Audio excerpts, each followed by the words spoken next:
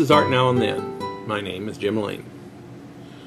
Just as art history records that nations have a lifespan not unlike that of their human inhabitants, infancy, childhood, youth, maturity, middle age, and then a doddering old age, the same can be said of a nation's art. Spain, France, England, and Germany all have experienced this fate. No doubt the United States is presently in some point in this cycle. No country on earth, however, more typifies this evolution than Italy, where Western art all began.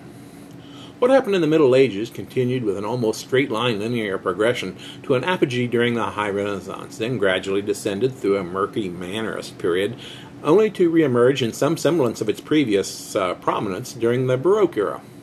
Then it coasted downward on its past glory until modern times, never again even approaching its former brilliance. Because Italian art peaked a second time during the Baroque era, it is this period that we find most interesting, because it's so uncommon in art history. Of course, when you think of Italian art during the Baroque era, Caravaggio comes to mind.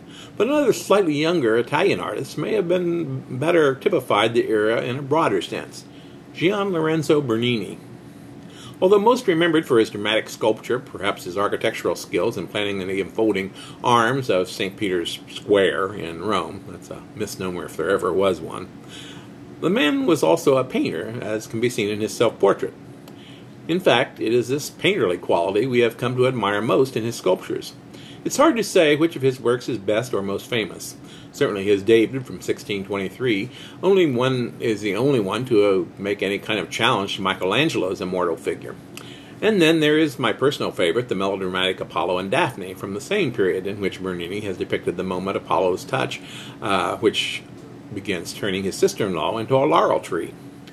But perhaps most beautiful is his Ecstasy of St. Teresa, in which Bernini pulls out all the stops, depicting in hard, heavy marble a scene set on a floating cloud mounted outward from a wall beneath an unseen window, which serves as its light source.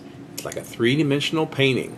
Daring to mimic, even surpass Michelangelo himself, Bernini's architectural decoration of the nearly completed St. Peter's Cathedral brings to bear the very best the Baroque period had to offer.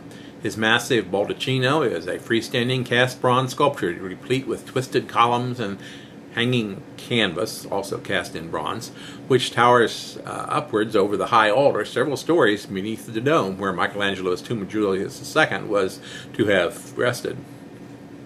The edifice was so massive its construction created a bronze shortage in Rome. The Pope even went so far as to allow Bernini to strip the precious metal from the roof of the Pantheon in order to complete it. Bernini's work, taken as a whole, would seem to suggest that the ideal of the Renaissance man did not die with the Renaissance.